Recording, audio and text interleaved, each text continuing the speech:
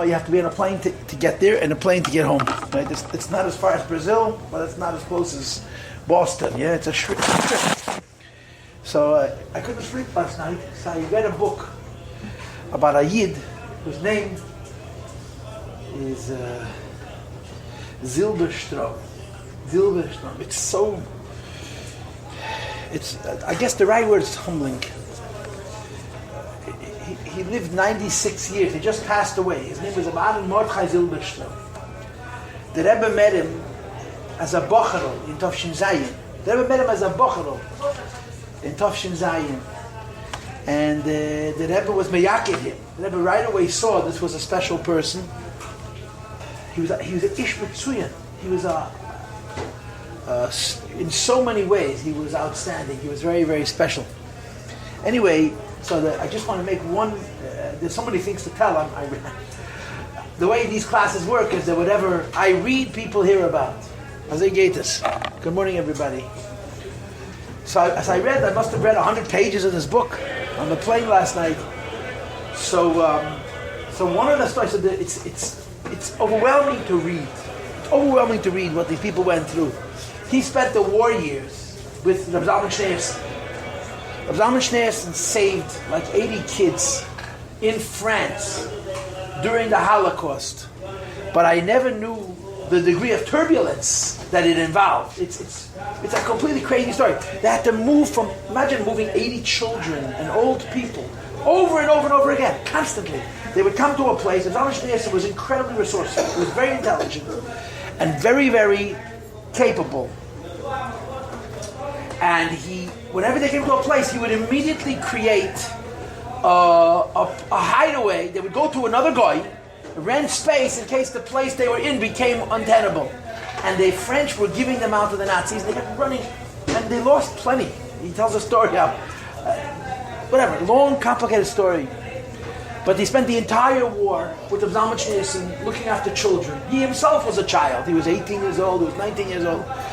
And when the war was over and they came back to Paris, as soon as they landed in Paris, Rabbi Zalman Schneerson was a cousin of the Rebbe's, turns to this young man, Rabbi Mordechai Zilberstrom, and says, there are Jewish children in convents all over France. We have to find them. And as soon as they landed, as soon as they came back to Paris, everything was so turbulent still. He sat down and he wrote thousands of letters, thousands. And I don't know how he copied them and did this kind of work to every single city in France, to the mayoral office, to the leadership, saying that the letter, of course, was written in a way that was appealing, even though it was dishonest. We know how much the French did for the Jews. I mean, the French gave the Jews away, but we know how much the French did for the Jews, and so on and so forth. And we know that there's Jewish children that are lost all over France. We're looking if you can tell us all the names of I forgot how he worded it, all the names of all the children, or in every single city in France. And within a couple of weeks, they started to get letters back. People responded. The municipalities, the cities responded, and they would look through the list, they would find Jewish names, and they saved like 850 kids, 850 children from certain shmad. They would have stayed in these convents, and they would have gotten stuck over there.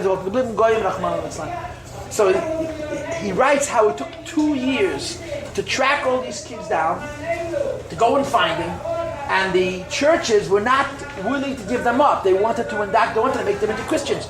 In the book, there's a story of a man who was also raised in a convent during the war, who was actually, somehow he left the convent before the war was over. And he describes the treatment that they had by the Christian children. They were abused, and they were bullied, and they were belittled. And this man says that he was a personal friend of who would later be the head Galach in Paris. I don't know the name of the distinction. Who, when he died, asked that they should say Kaddish for him. But he writes in the book that he was an anti-Semite. It's, you read about people, what they did during those early years, and you just can't believe it. You can't believe it. They lose 20 kids. And they go right on. The Nazis came to a house, took 20 children and sent them to the gas chamber.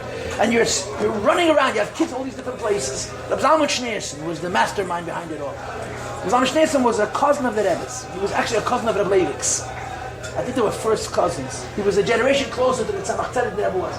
And he was a Chassidish Shadi, he was a big Talmud Chacham, and he was an incredible operative. So they got through the war with Nisim. The stories are extraordinary. It's just, you can't believe. They lost 20 children and then did you go without them? No, the Nazis took them. They were going to, they were afraid that they were being watched. So they walked through the night from one house to another house. And Rabbi Zalman Schneerson couldn't walk anymore, his feet were bad. So he said, you go on ahead. And they wouldn't leave him. So they waited with him. And because they waited with him, they were saved. Because during the night, the Nazis came to this house and rounded up these 20 kids that they'd been hiding in France. In other words, they had kids in different places. Anyway, I just not the part of the story I want to tell. The part of the story I wanted to tell was that as soon as they came back to Paris, Rabbi Zalman Schneerson, it wasn't like he immediately wrote letters to every city in France looking for Jewish children. And he had to word it in the kind of way that the city were willing to help him, because the French are anti-Semites. It's very clear. And especially the convents that were hiding these children, they wanted to Christianize them. They wanted to make them into Goyim. And they had to diplomatically word it that they should even give them information. And as soon as they had information, they would go and they would try to get the kids out. But they couldn't get the kids out unless the kids were willing to leave. And a lot of the children stayed, and they became Rahman al-Islam, and they can't become a Goy. They adopted official, the Chitonius, Christian faith. But he saved 850 children. 850 kids, so he writes in the book, 850 children, comma, 850 worlds. This is the word. 850 worlds. It's true. A Jew is a world. 850 worlds. Anyway, I started saying this when there were 3 people here, and my point was to say that there were 3 worlds. But now we have 1 million of worlds almost. So okay, so I spoke about worlds and we multiplied. Let's learn Tanya. Yeah? Let's learn Tanya. So Rabbi said, this is our 3rd class of Beta Gimel.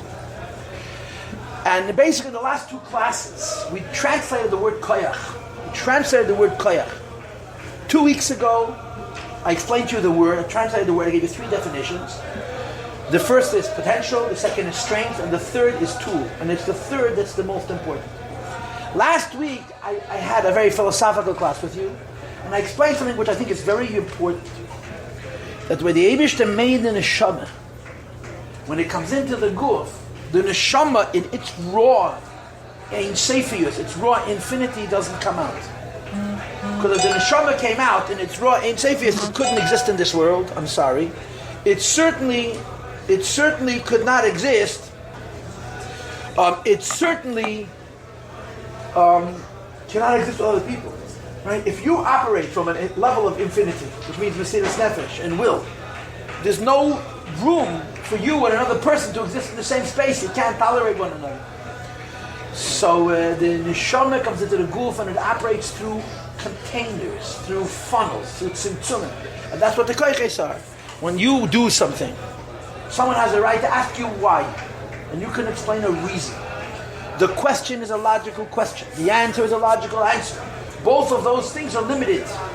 So the neshama's Ein Seif speaks in the guf, or through the guf in a limited way, and that's how you can exist in this world. You could look at the koiches and the levushim and the chushim as limiting. They are limiting. The infinite neshama is contained within finite forms. But it also makes it functional. You're able to learn Torah, you're able to do mitzvahs in this world, using your koiches of seichel and midas and your chushim of seeing, hearing, smelling, tasting, and touching, the senses, and then of course the levushim, the garments, thought, speech, and action. This is what we did. So let's start the Perek again and move on. Perek Gimel v'hine. Kol b'china, each category, umadrega and step. Mishalish elu, of the 3 we discussed earlier, which are nefesh, ruach, and neshama, klula me'eser b'chines, consists of 10 categories, 10 aspects, which we called koiches, and we dedicated much time to defining the term koiches. Says the Rebbe is keneged eses sfiras al yenis. It comes from the 10 supernal spheres, from the 10 spheres of Atzilus. That the koiches hanefesh come from the fact that because Kvayochel the Eibishter has 10 Sfiris, so a person down here has 10 Koykas. Okay, let's stop right here. Okay, another speech. I read 4 words and I'm giving a whole class. This is a very good way to get through the Tanya at a snail's pace. You know, the Alter Rebbe. The Alter Rebbe, you don't need me to tell you, right? Of the Alter Rebbe. Or alternatively, there's nothing, I don't have the language or the chush or the mayach or the lev or anything to talk about the Alter Rebbe. The Alter Rebbe was emes. The Rebbe was emes lamite. His whole metzius, every single expression that came out of him was measured with, with 1,000 sieves, 1,000 measures, that it should be absolute emes. But at the same time, the Alter Rebbe was extraordinarily great. And as a result, there was a great output. It wasn't that because he was so defined by emes, he almost never said anything. To the contrary, in his midas emes, there was an enormous amount of gilui. And of course, one of the things that the Alter Rebbe did in his life, and I'm not trying to say that this is chassidus, but it's still an aspect of it. One of the many, many things that the Alter Rebbe did in his life was use chassidus, Chabad. Chassidus Chabad is chassidus. Chassidus Chabad is not Kabbalah. Okay, now is not the time to understand the difference between the word chassidus and the word Kabbalah, and I don't want to do it now, but I just want to make this statement. Chassidus and Kabbalah are different, right? And there's the famous quote from the Rebbe Rashab, where the Rebbe Rashab says, mention Meinin as Chassidus is a beard of Kabbalah. People think that Chassidus is explaining Kabbalah. It's a nit emes. It isn't true. Kabbalah is a beard of Chassidus. It's the other way around. Kabbalah is an explanation of Chassidus. And there's an action that makes sense. There's a higoy into this, which is the ein kana mokim. There's no time. But it is true that in a certain aspect, from a certain angle, the Alter Rebbe did exactly that. He did explain Kabbalah, right? The Rebbe Rashab says he's not explaining Kabbalah. He's using Kabbalah to explain Chassidus, which is really the truth.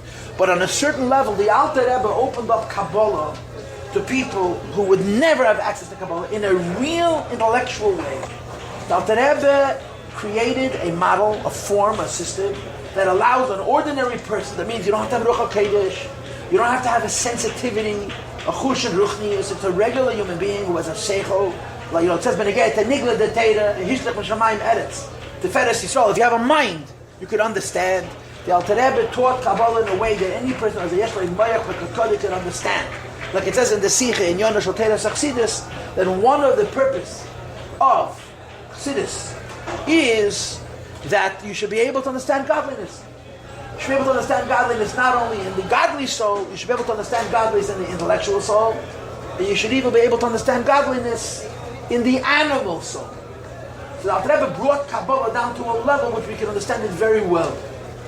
What's the basis of his model? What did the Alter Rebbe do that makes in Yonim of Seid, in Yonim of Kabbalah, so understood that there's no Ruach HaKodesh involved? It's the Rein Seichel. In other words, you don't have to have a sensitivity, a higher spiritual sensitivity to know these in Yonim. You could know them just because you have a Seichel. And I want to add that the Friedrich Rebbe Nesicha says that the Alter Rebbe began to develop this thesis even before he met the Maggid. Not before he met Chassidus. His style of teaching Kabbalah was in a really goyendik, seicheldik way, what's called Haskalah, what's called Havana, or Chkire. And of course, when he met the Maggid and the Baal Shem Tov, he was able to explain not just the Yonim of Kabbalah this way, but also the Yonim of Chassidus this way. And the answer in one sentence is Mibishori Echse Elokah. From my flesh I see godliness. A pasuk in Iyah. Mibishori Echse Elokah. From my flesh, from my guf, I come to see godliness. And I also love to point this out. Moshe Rabbeinu wrote Sefer Iyah. You heard what I said? I'll say it one more time. Moshe Rabbeinu wrote Sefer Iyah. Sefer Iyah is the oldest Sefer in the Nevi'im of Ksuvim. And it's in Ksuvim. The Gemara says, Moshe Rabbeinu Kosav Sifrei the Sefer Iyah. When Iyah existed, like Ansa Pilpul, like Ansa Maisa, but Moshe Rabbeinu. Iyah is a very interesting Sefer with the most odd mythology, the forms that you have this creature, the scripture that you have no place else in Tanakh. Moshe Rabbeinu wrote Sefer Iyah. It's serious business. Moshe Rabbeinu, the same Moshe Rabbeinu wrote the Chamisha Chumshei Teira. It's not the same thing. This is Teira. There's 3 levels: Teira, Nevi'im, Ksuvim. The Teira is Teira, and Sefer Iyah is Ksuvim, but it was written by Moshe Rabbeinu. And in Sefer Eve, you have this pasuk, Mebisari Echselaka. From my goof, I see God. What's the concept? The concept is what we just read in here. There is an idea which is called Nishtal Shalumehem. Nishtal Shalumehem means that the Eibishter made the lower worlds to reflect the higher worlds. Everything what the Eibishter made it is, there's a higher model, and there's a lower model, and there's a lower model, there's an Atzilus, there's a Bria, there's a Yetzirah, and there's an Asiyah. Each later world is modeled in the image in the world before. The highest world, the Klolos, is Atzilus, and the Eibishter made everything in the lower worlds to be in the image of Atzilus. And he made human beings to be in the image of Atzilus. And again, I've had this conversation with you many times in the past. Everything in creation is ultimately an image of Atzilus. But most creations are distorted, they're disfigured, they're somehow not precisely as they are in the Sheidah Shemakim. Human beings were created in the image of Atzilus in such a way that they continue to look like they were in Elam Yisrael, the way they were in Elam Atzilus. And in plain words, what that means, the fact that a human being, in contrast lahavdil to an animal, walks upright with the head above his shoulders and the shoulders above the other parts of the goof, which are above the thighs and the legs. This is called a koima. It's called standing upright. And the truth is, it doesn't make any sense, right? It's at teva, it's at biology, why we should walk upright. And the only reason we walk upright, as my father would say it, is because the Eibush is holding us from the top. It doesn't make sense. Go online and Google bipedalism. Just look it up. Bipedalism means walking on two legs as opposed to quadrupedalism, on four legs. And you'll see that everybody says it doesn't make sense that we walk upright. Balance is so much harder for us because we walk upright. And they have explanations. We get they explain it based on whether to reach fruits and trees, because whatever the explanations are. It's Bubba Mises. They don't believe what they wrote over there, the evolutionists. A person walks upright because the Eibishter is holding him from the top. The Eibishter made people upright because we're in the image of God. So the Alter Rebbe says, the more you understand that person, the more you understand the Lakus. Now there's a catch, just a little bit of a catch. It's not so question. What's the catch? You can't do it in your own kitchen. In other words, you're not entitled to analyze and interpret and project. Meaning to say, okay, the Alter Rebbe says that it doesn't I look at the human body specifically, and I could see Elokus, I could see godliness. Okay, so I'll study the human anatomy, I'll study this, and then I'll figure out what Atzilus looks like. You're not entitled. Every single detail of what you understand about yourself has to be written in the Maimer Chassidus. In other words, the Rebbe doesn't just give you a general idea that by studying a person you understand Lamaila. He tells you what and how. In other words, Kabbalah and Chassidus is called Kabbalah for a reason. You can't invent. You're not entitled to your own opinion. You're talking about Tzod. But the Alter Rebbe has thousands. I think thousands is not exaggeration.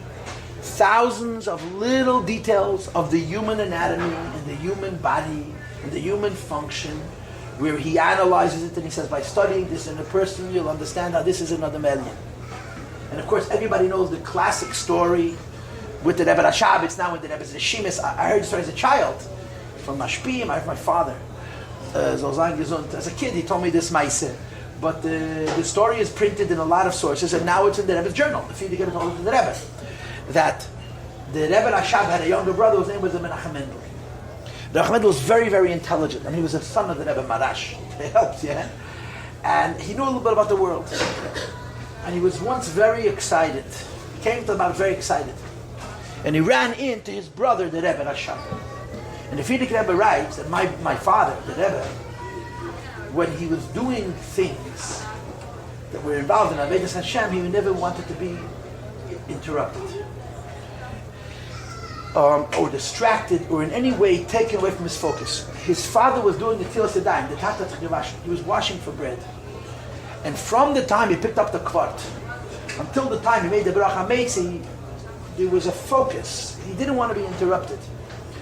The Menachem Mendel ran in, and the Rebbe was washing Tilas Yadayim, and he didn't wait for the Rebbe to sit down and eat his bread. He very excitedly told him, that the scientists discovered, this is the 1890s, it's a very long time ago, that there is a nerve in the brain that has two sides.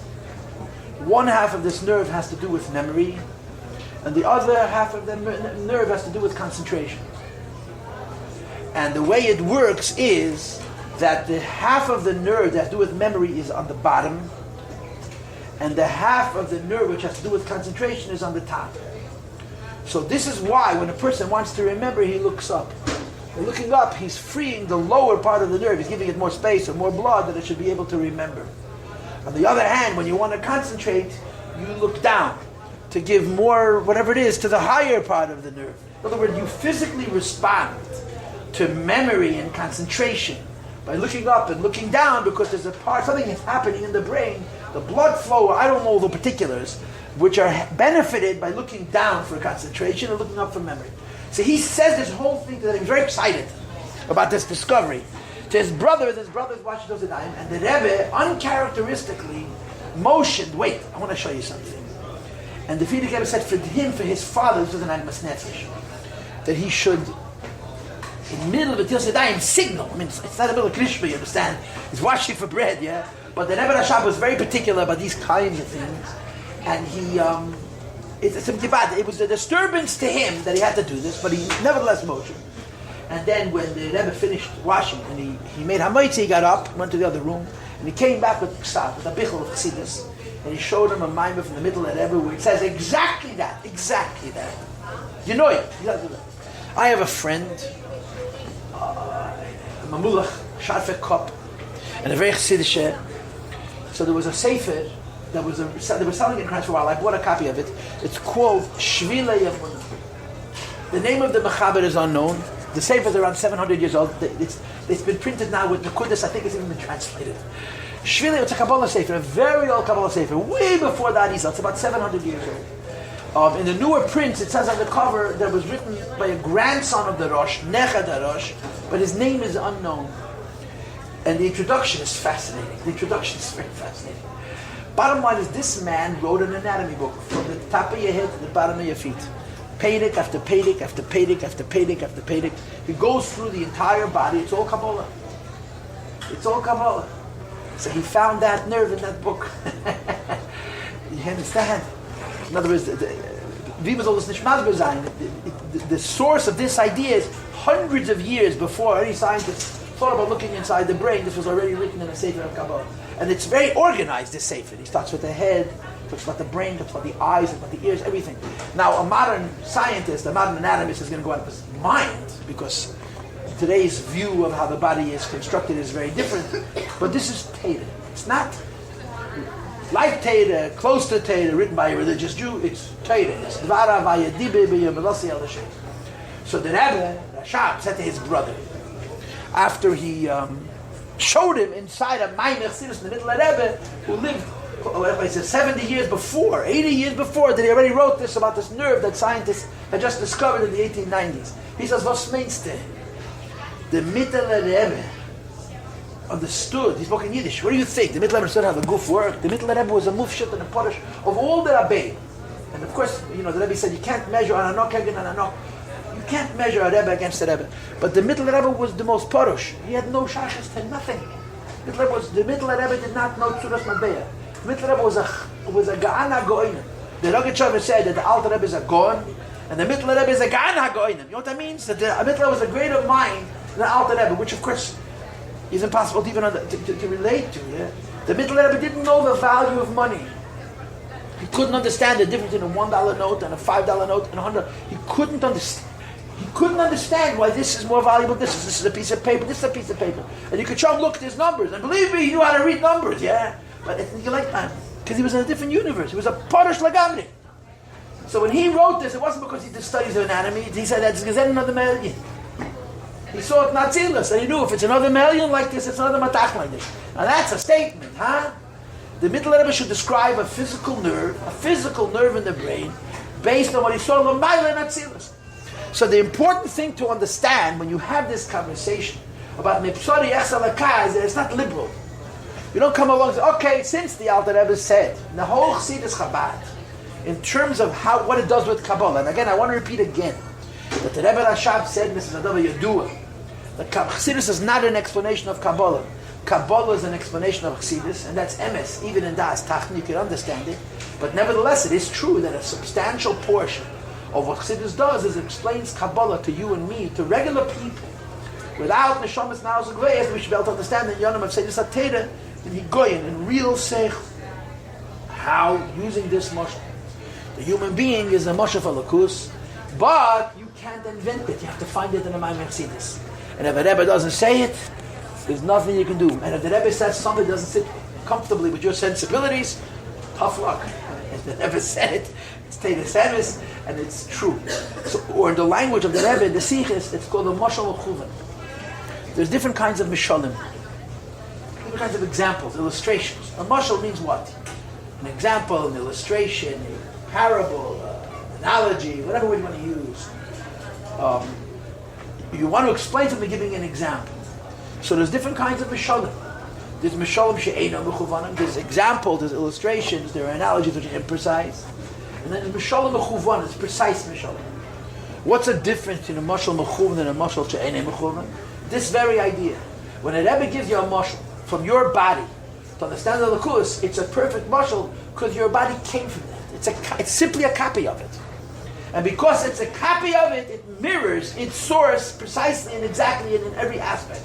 A mashal she'eino mechuvan, when you create examples to describe in Yonim Ruchniya, but it's not in the principle of Nishtal Shamhem, so the mashal works in one aspect, it works in two aspects. It doesn't necessarily work in every aspect. And if I'm not mistaken, the Rebbe says that the mishalim that you have made in Nevuchim, the Rambam discusses examples, it's mishalim she'eino mechuvanim. Not every mashal, the Rambam writes that not every detail of every nevuah in Tanakh has an explanation.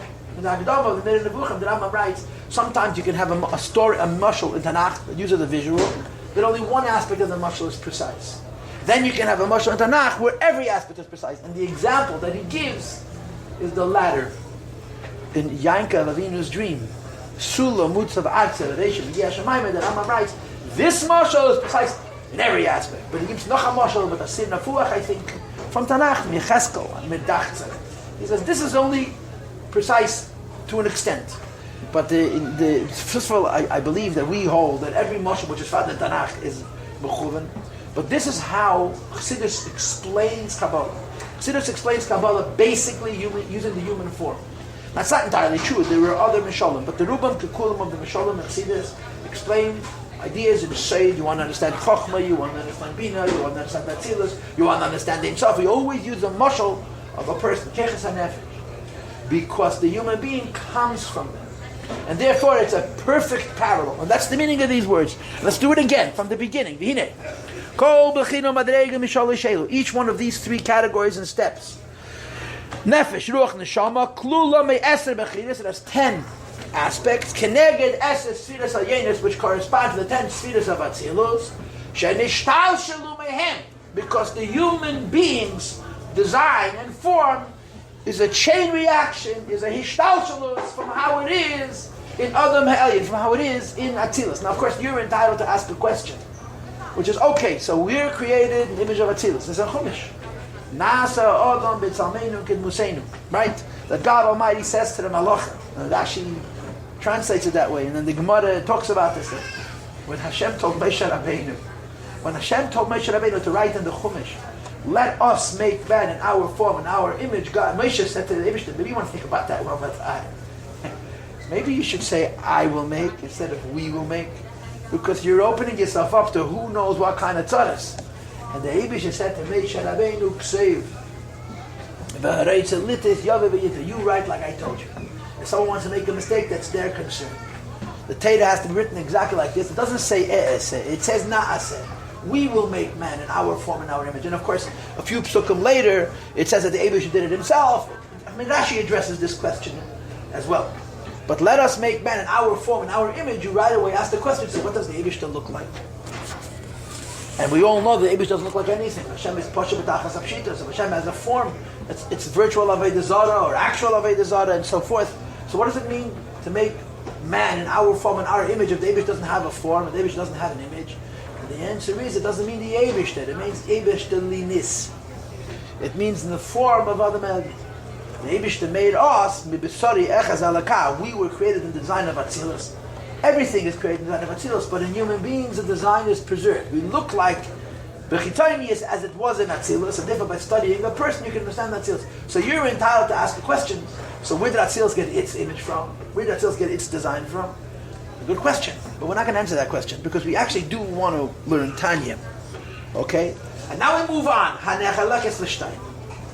That these 10 faculties, which a human being has, which we called last week and the week before last, we called them koiches, is divided up into 2 categorizations, subcategories. In general, there are 10 koiches, and in specific, there are 2 categories. Now, let me just clarify. Okay? In other words, I want to remind you of the picture that I've been painting with you. Yes, there are basically, and basically is a bad word, but I'm entitled to use it.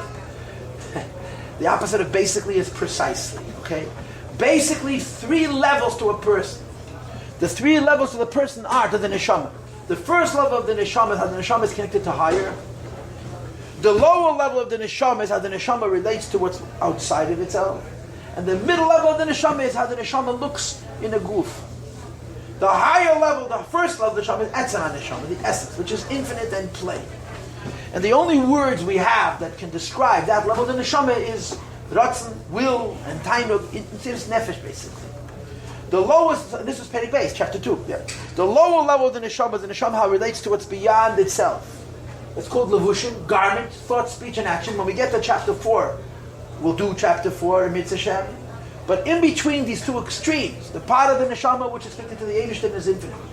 The part of the neshama which is constrained because of its involvement with things outside of the neshama is Perek Daled. In between those 2, you have the neshama melubeshes beguf, what the neshama is. And the neshama, the way it is in the guf, has 10 faculties, 10 koiches, which are divided into 2 groups. Now, why do you think it's divided into 2 groups? It's simple. Because since you have a level of the neshama which is infinite and close to the Eibishter, and you have a level of the neshama which is so constrained, so limited, because it has to be involved in things outside of itself and has to conform to the world outside of itself in those containments. So if there's a part of the neshama which is very connected to the Eibishter, and there's a part of the neshama which is related to the world inside itself, then the middle has to have a little bit of both, no? A part of it which is involved in higher, and a part of it which is involved in lower. That's Tach Nechalokes. L'shtayim is divided up into 2. The higher aspects are closer to the way the neshama is connected to the Eibishter. The lower aspects are closer to the way the neshama relates to the world. But all of them are the neshama itself. It's not anymore how it's connected to the Eibishter. It's not yet how it's relating to the world, but it's the process. You understand? It's the process of what the neshama is, so that it connects its connection to the Eibishter, to its relationship to the world outside of itself. Shein, what are the 2 subdivisions? Number 1, sholish oymes, 3 mothers. And number 2, sheva kfulis, 7 duplicates, 7 doubles. Now these 4 words, sholish oymes and sheva kfulis, are word for word from the Sefer Yetzirah. It's just copied and pasted, yes? Sholish oymes and sheva kfulis are written in the Sefer Yetzirah. The Alter Rebbe copies them verbatim. You know, I'm looking here. I have the Reshimis here. Yeah, it doesn't reference the Sefer Yetzirah, but I know it's Sefer Yetzirah because I saw it there. Yeah, it says in the Rebbe's Reshimis here, Lashon Sefer Yetzirah. It's word for word for Sefer Yetzirah. So I'll tell you a little bit. So the Rebbe quotes Sefer Yetzirah verbatim, and then of course he's going to develop it in the language of Chassidus. The Sefer Yetzirah is Mishnayos. It's Mishnayos. It's 5 prakim. There's different versions. 5 prakim or 4 prakim. It's like a bunch of different versions of Sefer Yetzirah. When I say a bunch, I don't mean 500, a few. And the Sefer Yetzirah is Mishnayos. Mishnayos is not so hard. It's written in Hebrew. It's also written very poetically, which is tricky because the poetry hides the scholarship. You have to not get this ball from how beautifully it's written and pay attention to every nuance, every detail, and every word, and so on. Okay? But Sefer Yetzirah is Mishnayos, which is very, very easy to read and very, very impossible to understand. In other words, you can understand every single word, you know exactly what he says. You don't have a clue what he's talking about. That's you learn Zohar, you don't know what he's saying. When you learn Sefer Yetzirah or Sefer Rabbi, they're written in Hebrew, they're written in Aramaic. Simple Hebrew. You can translate every single word. And you can explain it, and you know a clue what he's talking about. I mean, the Gemara says that there was a Noam and Ameroyim who created an animal using Sefer Yetzirah. So what do you see in Sefer Yetzirah? What did they see? They were hungry, so they used Sefer Yetzirah, they created an animal, they shechted it, and they ate it. And they said to the Gemara, you try doing that trick, yeah? But Sefer Yetzirah, you can buy it in the store, you can read it, all the different versions, with all the commentaries, you read all the commentaries there. You know as much when you're done as when you started. Okay. But the Sefer Yetzirah is the Mishnayos of Aleph, that's what it is. The entire Sefer Yetzirah is a book on the Hebrew alphabet. In other words, there's so many different Kabbalahs, right? The Kabbalah we learn is not really focused on letters. You know why? Because we go bananas. We go out of our minds studying individual letters. We study a little bit of Kabbalah, talks about that, Shasfiris, Elamis. If we started getting involved in every Hebrew letter and every single letter in the Sefer Torah, you know, like the Megala Amukis does and other Kabbalah, you go bananas. There's Kabbalah on Asis. You look at it and say, what's he? You close the book because you don't want to feel stupid. That's why. You don't have a clue. The Sefer Yetzirah is the beginning of the Kabbalah of letters, Hebrew letters, Hebrew alphabet. And it's 5 prakim that develops the 22 letters or the 27 letters of the Hebrew alphabet in a whole bunch of different ways. At the end, he actually connects it to the body parts. And there's 22 letters. And the 22 letters are divided into 3 basic groupings. 3, 7, and 12. 3 plus 7 is 10 plus 12 is 22. Yeah? The 3 are called Oimes, mothers, and they're Oisies Emish, Aleph Mem Shin, which is Aver Mayim Eish Mayim and Ruach, Emish, Aleph Mem Shin, and then there's Sheva Kfulis, 7 letters who are doubled, and the 7 letters are Beged Kefes, Beis Gimel Dal, Chof Pei Reish Tov, and then you Beis Pshutas, 12 simple letters. Now there's a lot of Chassidus on the 3 and the 7 and the 12, which is not for now. But the 12 is lower than the 3 and the 7. So the Alter Rebbe brings the language of the Sefer Yetzirah to introduce you to the Esed Koiches HaNefesh that are Nishtal Shalom from the Esed Sidis. And there's 3 mothers, that means there's 3 letters, there's 3 midas, there's 3 svidis, there's 3 koiches that are called the source. That's what Imis means mothers. A matriarch, from where everything radiates, where everything comes. It begins from a mother. And Sheva Kfulas, this is the offspring of the Shalosh Shemis. They come from the 3 mothers, and they're double. And then from the Sheva Kfulas, the 7 doubles, you have 12 singles. Whatever doubles mean, and whatever singles mean, and whatever mothers mean, but this is the language. So these words are straight from the Sefer Yetzirah. Shalosh Oimos, 3 mothers, V'Sheva Kfulas, and 7 levers, 7 mides that are doubled. Okay? And we're going to keep reading. Pirush. What are the 3 mothers and the 7 doubles, as opposed to the 12 pshutes, which we're not discussing? They are Chochma Bina V'Das. Chochma Bina V'das are the 3 source koiches, and Shivas Yemei Binyan, the 7 days that build. Right? We know that the Eibush created the world in 6 days or in 7 days. So the Bar Mitzvah Maimer, right? This is the Mitzvah Maimer. It's a very difficult Maimer, but a lot of mothers, by default, know the Mitzvah Maimer better than their own sons because they do it many times. The Bar Mitzvah Maimer, you have the pasuk. It says Sheishes Yomim. Also the Shemes Hashmayim V'Sa'aretz V'Lo Yinemer B'Sheishes. Remember that? It doesn't say in 6 days Eibush created the world. It says 6 days Eibush created the world. So the Alter Rebbe teaches, Chassidus teaches, the Rebbe Marash brings it, the Rebbe Rashab brings it, that it means that the Eibush created the world with the Midas. Not in 6 days, with 6 days, because the days goes in the Sfiras of Atzilus. That's the meaning of the word Shivas Yemei Habin. The 7 midas of Atzilus are called Yomim. They're called days. What do the 7 midas of Atzilus have to do with days? You look at Chumash. Vayikra lekim la'oir Yom. Right? The Eibush are called light, day. So if light is day, then day is light. Verstehst?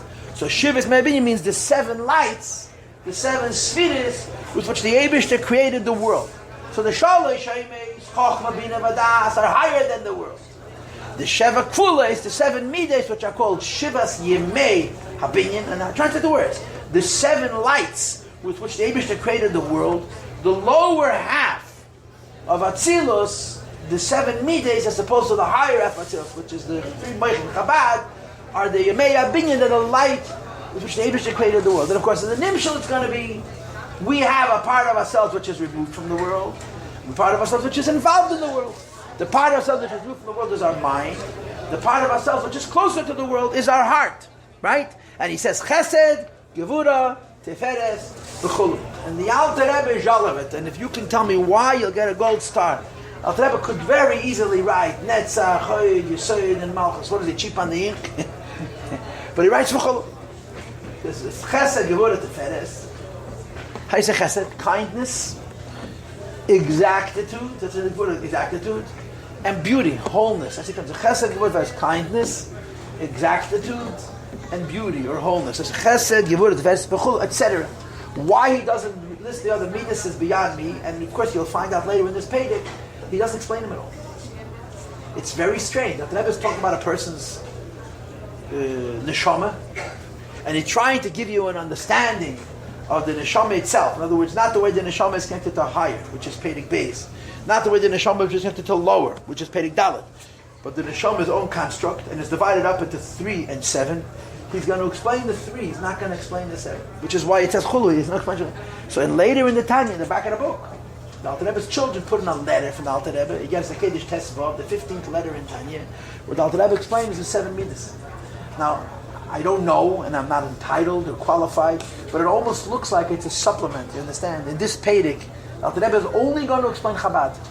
He's talking about the neshama, and he should explain to you all asakayches. You have to understand them all. You understand what you want? The constitution of a soul is Chochma, Bina, Das, Chesed, Gevura, Tiferes, Netzach, Chod, Yossi, and Malchus. And in the end, he only explains Chochma, Bina, Das, and he goes straight to the Levushim. So in the back of the book, you have a supplement which explains the other 7 midas. And we're going to talk about it here. I'm going to discuss it with you. So let's keep going. Says the Rebbe, V'kach b'nefesh ha'adam. The same is true in the soul of a human being. Shenechalekas l'shtayim, that is divided into 2, seichel and midas. There's the intelligence of a person, and then there's the midas. What's a literal translation of the word midah? Anybody know Hebrew? That's the trusted title of the word midah. A measure. Midah means a limit. Human emotions are called in Torah measure. Does that sound right, or does that sound wrong? I'll say that again. Human emotions are defined in Torah as midah. Midah means a measure. No, is human emotions measured or unmeasured? Is it contained or is it uncontained? It's something to contemplate. But midas are limited. They're emotional expressions of a person that come from the mind. They're reasonable, and therefore they have a certain limitation. And he says, what are they? Haseichel keil chochma bina vadas. Seichel entails chochma, the same 3 things. Chochma bina vadas. V'hamides hein, and the emotional faculties that comprise the lower half of the koiches that make Adam in the image of a lakus is Avas Hashem, which is loving God is the parallel of kindness. Upachte v'yirase, fear and awe. Now, fear and awe are both connected to Gvura, but it's really weird because Yira is finer. Yira is translated in English as awe. Pachad is translated in Chassidus as fear. The difference between awe and fear is self-explanatory. Awe doesn't mean you're afraid. Awe means that you're affected. Pachad means you're afraid.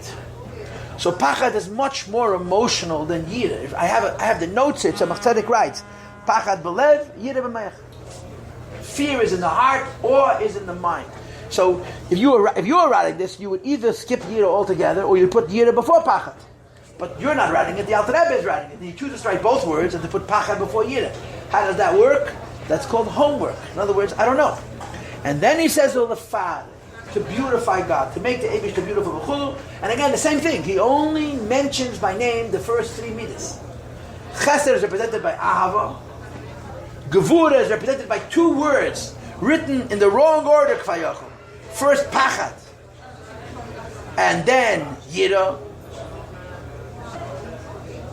And there's a footnote from the Rebbe here that explains why it's written in this order. The Rebbe has a footnote where he explains why it's written this way, and so on. But again, he doesn't listen. That's a Chayzed Malchus. What does he do? He can't afford the ink. You should know, this is one of those things in Tanya that tells you the Alter Rebbe knew what he was doing. The Alter Rebbe didn't forget to put the 7 midas in. His design was to speak only about Chabad and then to say V'chulu, etc. And the etc. is someplace else, but it's not in the Sefer Shel Beinim. And he says, V'chabad nikru oimes, And the mind, chokhmah, bina, das, intellectual faculties are called mothers because they are mekei lemidus. They're the source of the emotional attributes. Ki hamides entel des chabad.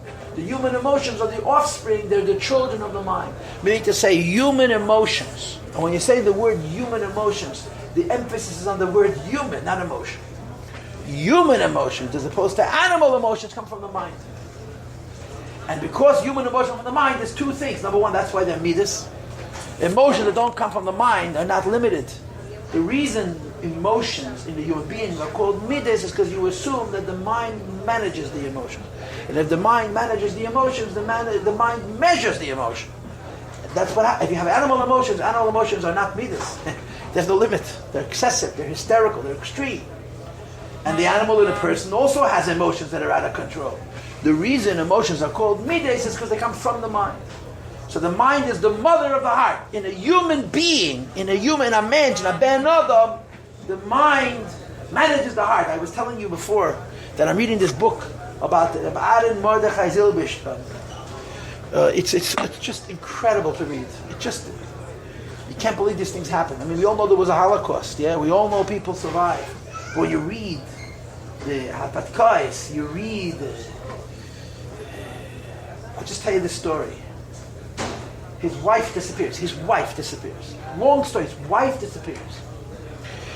And you know what it means? His wife disappears. Rabbi Zalman Schneer's wife goes on a mission for the group. She goes back to they left something behind that had a lot of value. And she insisted to go back and get it, and her husband didn't really want it. But he finally let her. Anyway, she came to the house, and the house was a beehive of Nazis. So she sneaks away. The Nazis see her, but they don't arrest her. They follow her because they know that she's connected to a group. They want her to lead them back to the group. And she's not an idiot. She figures that out. So she's walking around in France as a free person, yes, and she spots one of the chavre, somebody else in this group, and they make sure that nobody should see that they know each other. And she says, "I'm being followed, so you better not know me." It takes her days to return. Days, just to shake off the shadow till she's able to rejoin them. But the Bar Mordechai Zilberstein described the Zalman Schneer's reaction to discovering that his wife has been spotted by the Nazis. And people would disappear. Like I said, they were running, they spent the whole war running. They saved maybe 80 people. You know how many they lost? In other words, it wasn't... when we heard the story, I heard the story, Zalman Schneer saved 80 children during the Holocaust. But when you read how it happened, it's just so painful. Because they lost here kids and they lost here children. He writes personal friends. It's terrible. It's just terrible. And then they survived. Those who survived. Anyway, so he describes the Zalman Schneer realizing that his wife is gone. Now, he doesn't know if she's alive. He doesn't know if she's going to see it. And his little kids, right? Zalman Schneer was had a mishpacha, the son and the daughter. So his daughter is still alive. Yeah. Anyway, he panics for 1 minute. Our Mordechai Zilberstein was a boy of 22, and he got his instructions for life from this Zalman Schneer, who was a gadol. He was such a great human being. He was a great chassid and a great gaon. He was a Lubavitcher, but he was a tamim. But he was also a great person. And he describes, for 60 seconds he lost himself. Then he collects himself, and he says, "My wife will find us. We're leaving." He abandoned his own wife. He abandoned it, but we can't stay here. Because they're going to follow her back. And then they're going to kill us all. And the people he was with revered this man. And the one thing they didn't want to afford was losing him. And they tried to reason with him. "It's your wife." He says, No. We're not risking everybody for one. And they moved. Imagine. He says, "My wife will find her way back." And she did. They wish to watch them. They wish to was watching over them. Mrs. Mandel, when he was asked the question, where was God during the Holocaust? He answered without a hesitation, "With me." You read this book. you see what it means. Is it in English? No, it's in Hebrew. It's they really should write a book on Tal Mishnayos in himself. I don't know why such a book hasn't been written. But do you imagine? My point is, the Rabbi Mordechai Zilberstein was a boy of 21, 22. This was his mentor. This was everything to him. And he lived 96 years, and his whole life, the wisdom and the gentleness and the creativity and the proactiveness. You never waited. You always acted. You always did. You never waited for life to come to you. He learned from this person. But he watches a man basically lose his wife. Lose his wife. For 60 seconds, he lost himself, and he said, okay, we're going. And they went. And she found him. It's mind-blowing. They said, Moyech shalit alalev. Moyech shalit alalev. The mind rules of life. It's extraordinary. So when a person has emotions that are connected to reason, they're also connected to limitation, midah, because of Moyech shalit alalev. If a person has emotions where the mind is lost, those emotions are not midas. They're just hysteria. The neshama, the nefesh is, so to speak, out of control. And this is why they're called midas.